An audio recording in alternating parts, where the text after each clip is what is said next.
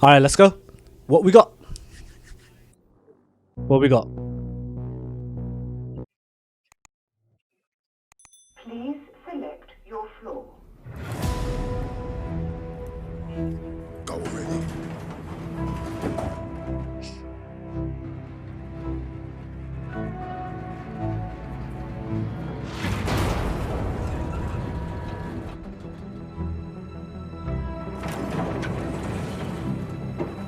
Recon.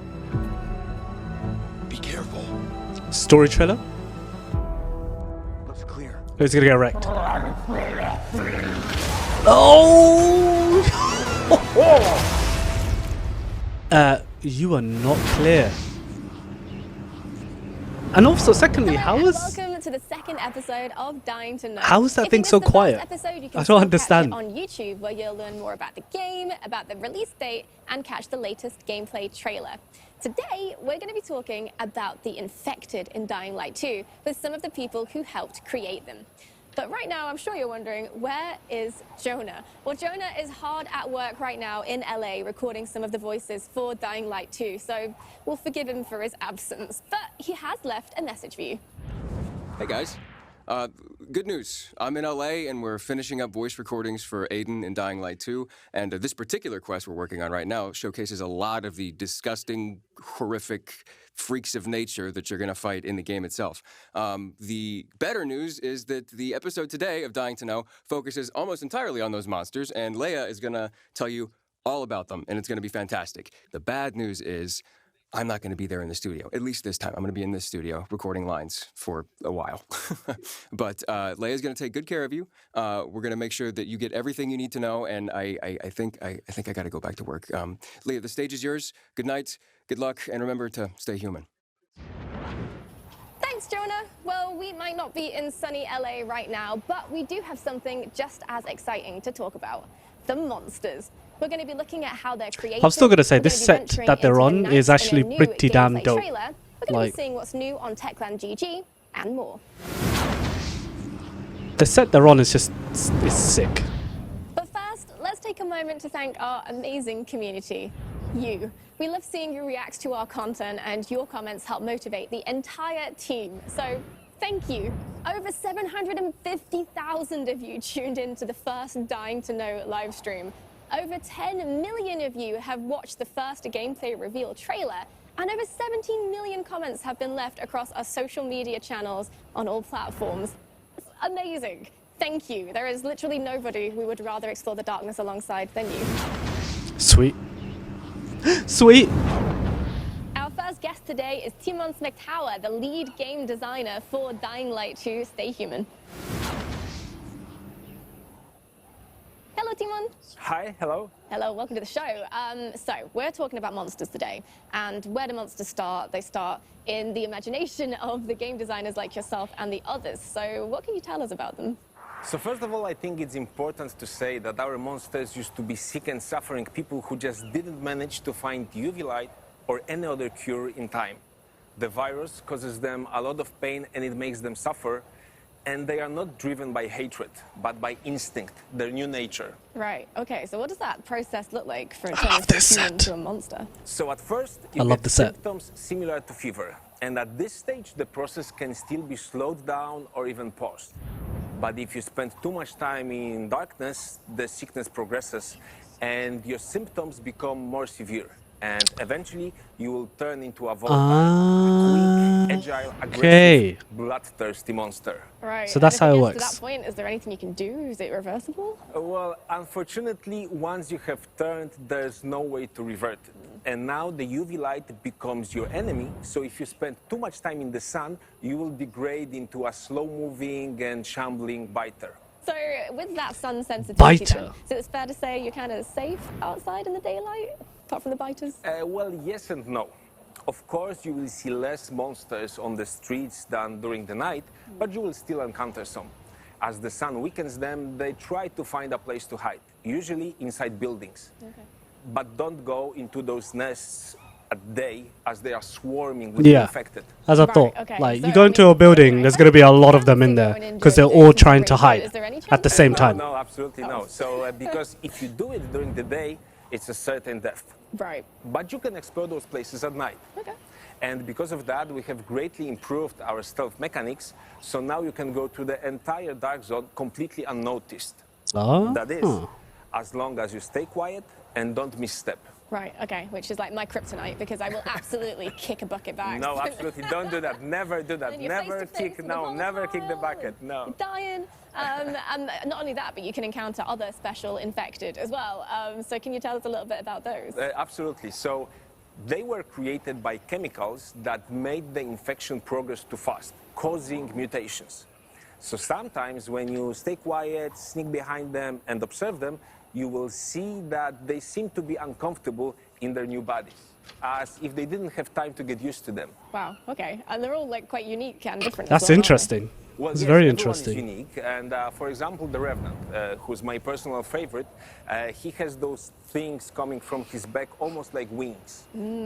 He's very scary, very dangerous, but also smart and intelligent. And to capture this part of his nature, we have kept his appearance more human. I think smart and intelligent are two of my least favorite things when encountering an enemy that sounds that scary. Wow. Well, thank you so much for joining us today, Timon. Thank you for having me.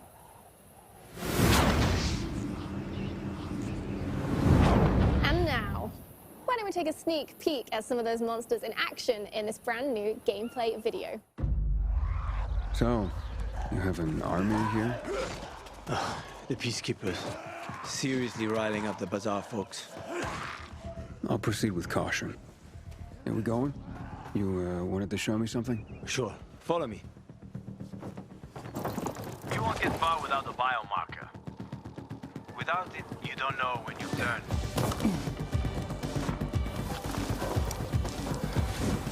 That's wild, man. You're running around and you don't even realize,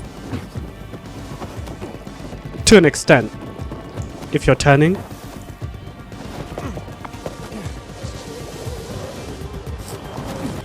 I'm loving the mobility so far.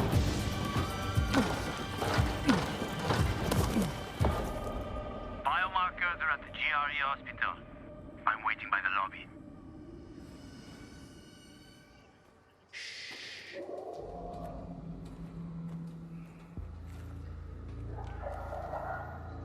Sleeping Beauties.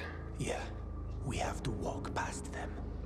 Oh, shiz. They shouldn't notice you.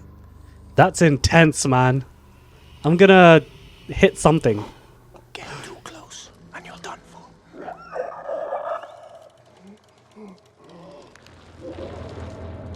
Oh, yo. That's too intense.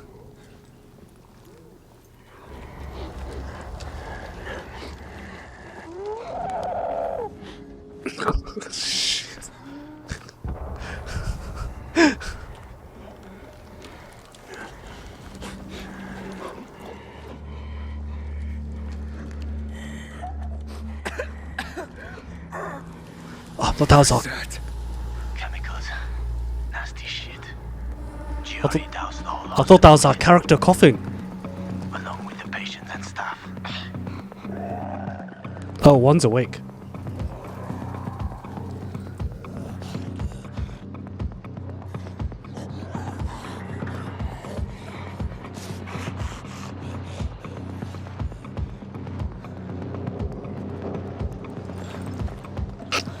Nah, man, I'm good. We wanted to stop the infection at all costs. That's a big lad. Worked out great for now. That's a disgusting lad.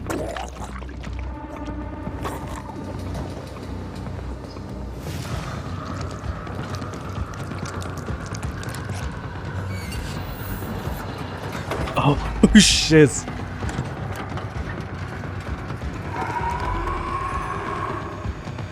We got company.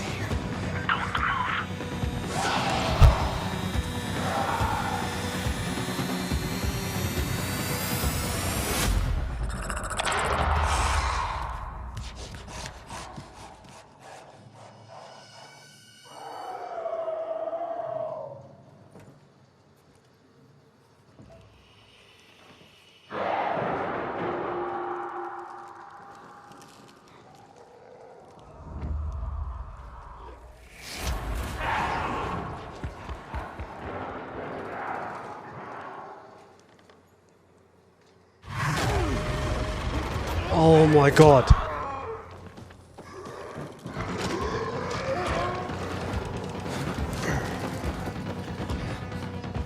Run, run, run, run, run, run.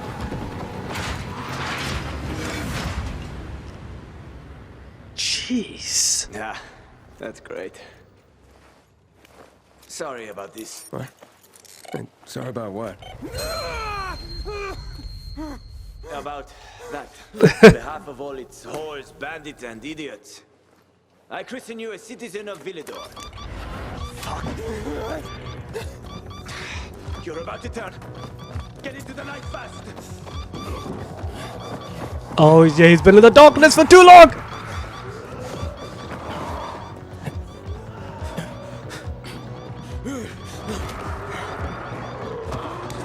Go, go, go, go, go.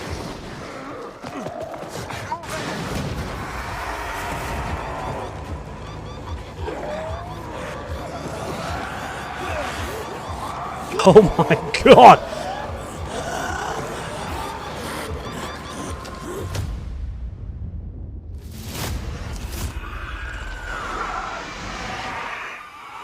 Oh, that was amazing.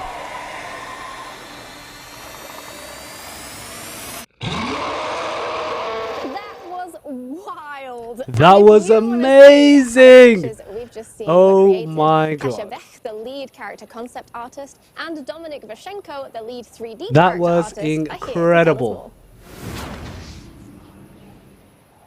Hello, welcome to the show. Hello. Hello. So my first question That for you was- today is, how did you come up with all of the forms and shapes was for too the much. monsters in the game? So first we had to create a general idea of how virus could evolve visually. Okay. We used elements from various skin diseases, like hardened tissue working as organic armor, blisters filled with yellow pus as weak points, and some That was burnt too much. skin I'm scars sweating to a bit. create interesting Literally. texture on the I am skin. literally just like Yeah, for sweating example, a little we bit. have Demolisher and his blisters. They shine at night.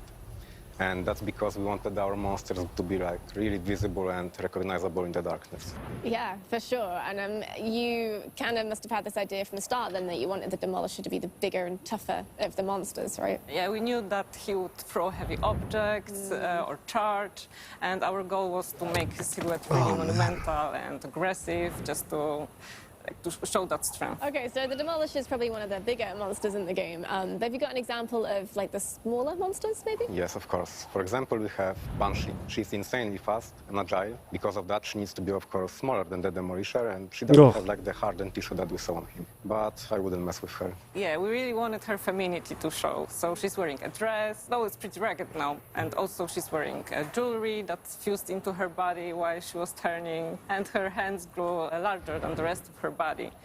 Almost same like in Demolishers, but here the disproportion is much bigger. Wow, yeah, and I feel like there's a story behind that with the jewelry fused into the body. That's so intense. But why are her hands so big? Basically, they are her weapons. Yo, that gameplay, yeah, actually because got she me sweating. strikes from above. That was mad. Her fingers That grew was longer so and mad. also sharper to cut, not to hit, because so due to her lower strength. Yeah, she's going for the kill Yeah. then. She knows. Exactly. So does that mean we can be expecting Banshee to jump from the roof down on us? Yes, she's so fast and agile that she might surprise the player by striking them midair. Wow. So, yeah, something that no other monster can do. No. Okay, yeah, can't see the Demolisher doing that. Just splat. Thank you so much for joining us today and sharing more about the process of design. Thank you. Thank you. Thank you. Well, if you like stories, we've got a bit of a treat for you. When it gets dark at night and the monsters leave their lairs and roam the city streets, the residents of the city like to gather in their safe spots under the UV lamps for protection and wait out until the dawn. And when they're doing that, they like to kill time by telling stories themselves about Banshee, for example. You're wondering why she's wearing that beautiful necklace and ball gown? Well, now you can find out.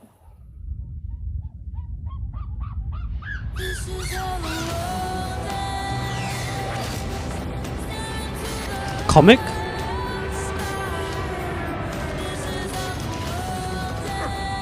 Yeah, comic, yeah.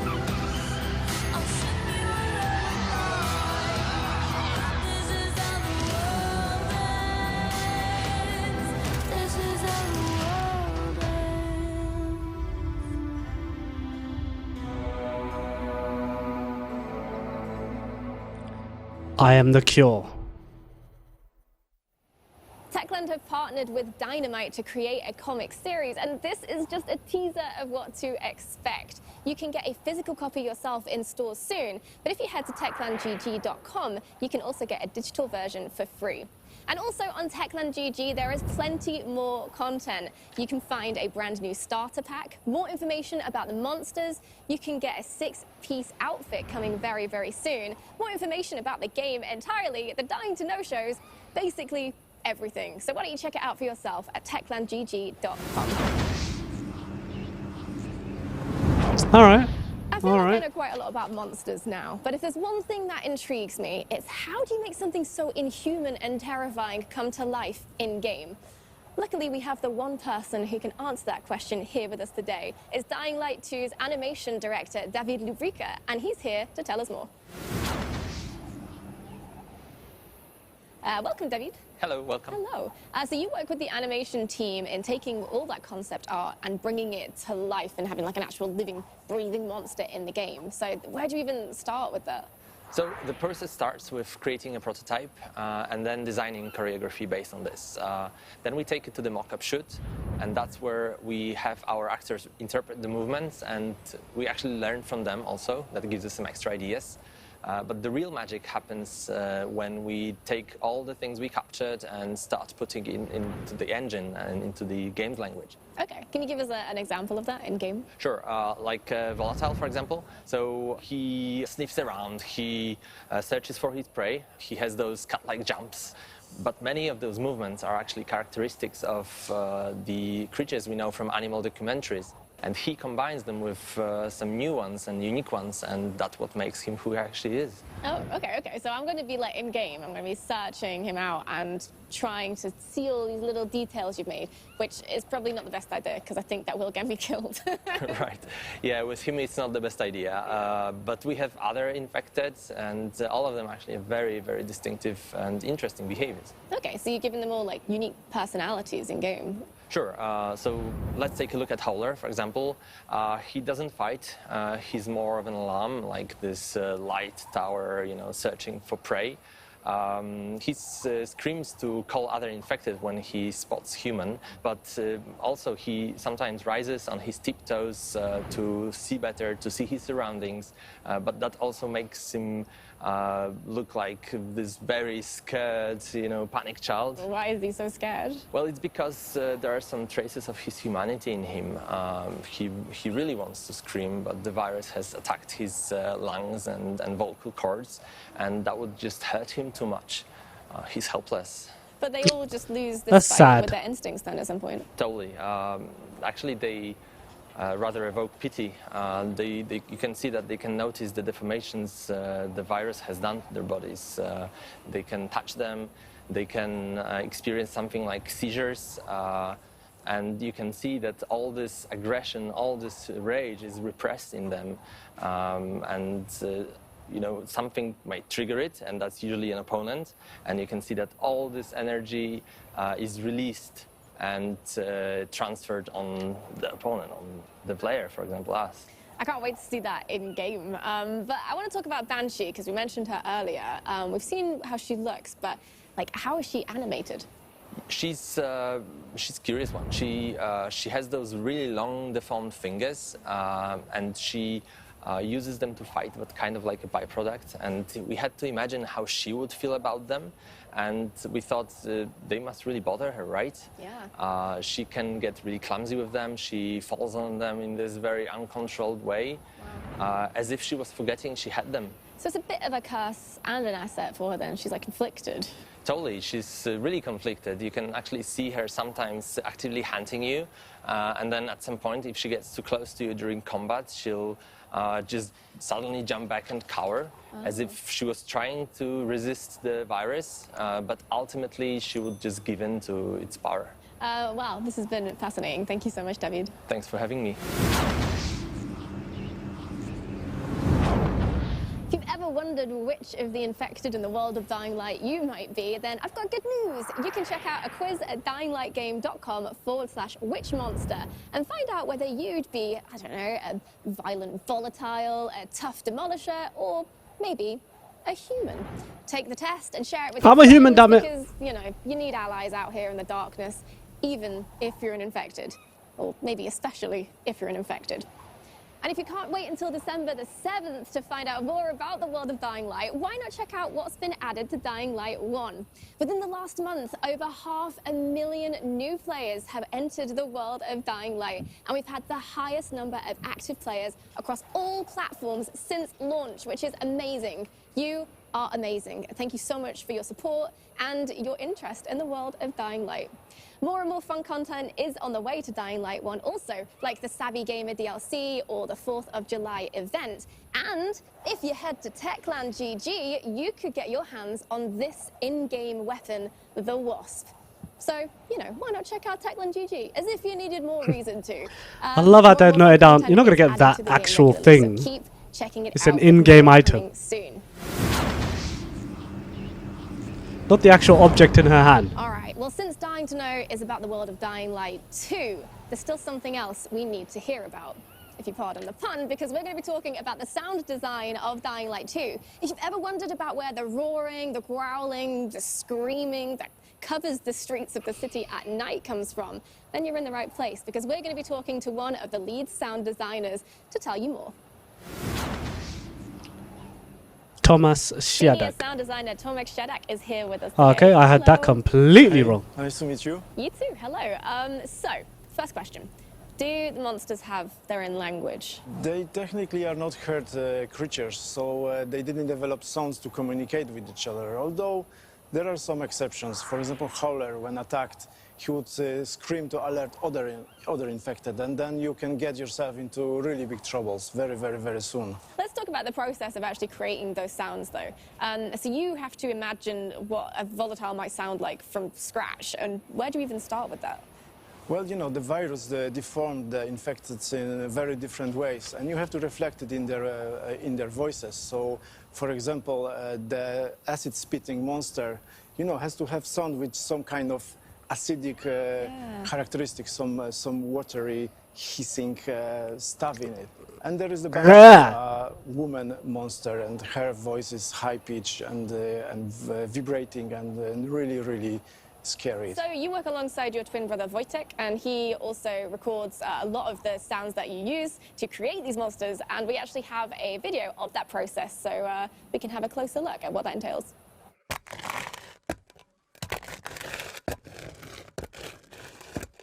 This is really cool.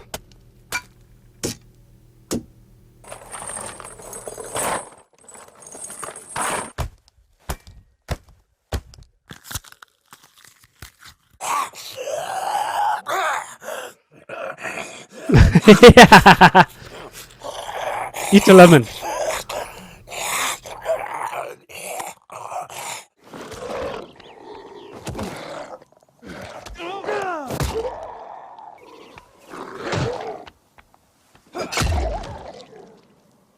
Yeah, so now you can see how it works. We always start with the human throat. It's pretty cool. Because all of the infected were humans once. Yeah. And then the creative part is coming, and a lot of sound design magic is happening. Also, we have to cover a lot of emotions in the infected voices. Yeah. Because you have to know, I mean, the player has to know if the infected is in pain, or is super aggressive, or is maybe dying. You have to pass this message through the voice, and the message has to be very, very, very clear. So basic monster like a biter has 700 voice assets, so the scale is it's enormous. Yeah, Damn. that's a lot to try and communicate in just sounds. That is a lot So for that's the one monsters, but what character. about the entire city? Our city is dying, so we had to find these abandoned places where there is no sound of the civilization. We visited abandoned factories, we visited post-military bunkers. We went to the forest at minus 15 degrees because it sounds completely different than in the summer, and we climbed up the mountains. It was a lot of interesting places we wouldn't visit without Dying Light 2. And you know, at night with the good headphones, you can definitely enjoy it. I cannot wait to hear it. It sounds like you've got a fascinating job. I agree. Thank you so much for coming in today. Thank you for having me. And you can check out the hard work of the Shadak brothers and their teams when Dying Light 2 releases on December the 7th. Sweet. You can become a part of that amazing universe. Remember the UGC contest? It's already started, so just show us your art to be in with a chance of winning a copy of the already sold out collector's edition and join the world of Dying Light 2. That collector's edition was going to go immediately. Dying Light 2 releases later this year on December the 7th, and you can pre-order it right now. But if you want to dive into the universe immediately, then why don't you check out Techland GG for more news, updates, and to grab your free copy of the Banshee comic. Alright, I think we know everything about monsters now, except for one thing. How to defeat them. Punch them in the Stay face. tuned for the next episode. We'll be looking at different combat styles, weapon crafting, and the iconic Dying Light 2 parkour, which Next was designed episode. in cooperation with this man.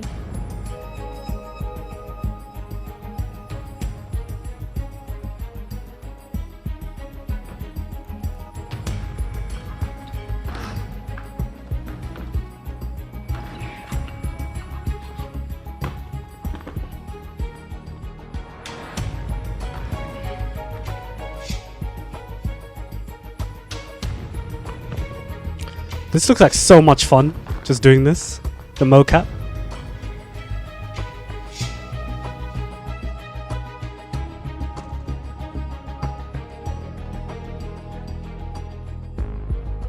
Bien sûr, il y aura des mouvements originels de David Bell, maintenant c'est à vous de les trouver. By the way, I'm Hakon. Yeah? You'll do Wait, better what? on your own. Trust me. Sweet. That's sick. Thanks for watching episode 2 of Dying to Know. And remember, the virus isn't the only thing that makes a monster. So stay human. Words to live by. Well. The game is coming out December 7th, 2021. That was Dying to Know episode 2. That gameplay trailer had me at the edge of my seat. That was pretty wild. He was about to turn. He had to get out. He had to get through all those infected again, and he had to get out or he was going to turn. That was dope. Yo. Let me know what you guys thought down in the comments below. Are you excited for Dying Light 2? Are you still excited for Dying Light 2? Did you enjoy the episode? Let me know down in the comments below. If you have enjoyed the video, please do hit that like button, leave a comment down below as it helps push the video through the algorithm, and please do hit that subscribe button, keep notifications open. There's content on the channel every week, so do go ahead and do that. In regards to content, there's plenty of the channel right now, so go check out some of the other awesome videos here. Once again, hit that like button, leave a comment down below, subscribe to the channel, keep notifications open, and I'll see you guys in the next video. Peace.